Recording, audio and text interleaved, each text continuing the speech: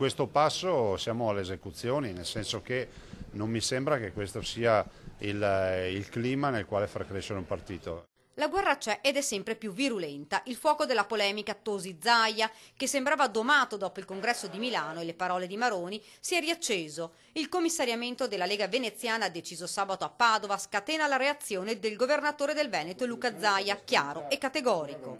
Prendo atto della decisione, ma non la condivido. Un terremoto che rischia di travolgere definitivamente il partito già diviso in due fazioni. Un sopruso è una cosa ingiusta che va assolutamente modificata, quindi deve ritornare indietro Tosi su questa cosa qui. Se non dovesse essere così invece?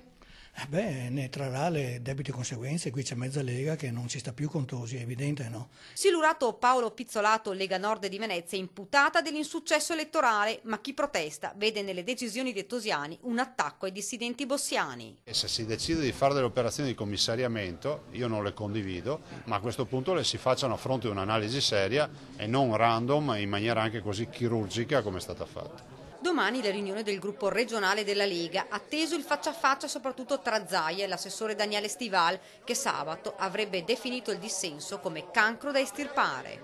Io vivo nel dissenso rispetto a questa cosa che è accaduta. Se qualcuno vuol venire a dirmelo in faccia, vedrò di comportarmi di conseguenza. Zaia per il momento non pensa a rimpasti di giunta, ma non esclude provvedimenti qualora mancasse il rapporto di fiducia. Intanto lo stesso governatore invoca l'intervento di Maroni per mettere fine alla guerra e i dissidenti come Giovanni Furlanetto, uno dei 13 destinatari delle ormai celebri lettere di richiamo di Tosi, chiedono un nuovo congresso. All'orizzonte si profila una situazione esplosiva. A finire che non rinnovano neanche più le tessere, perché di fronte a una situazione così poco chiara e anche poco simpatica è chiaro che qualcuno dice basta, magari me ne vado, non mi interessa più fare politica.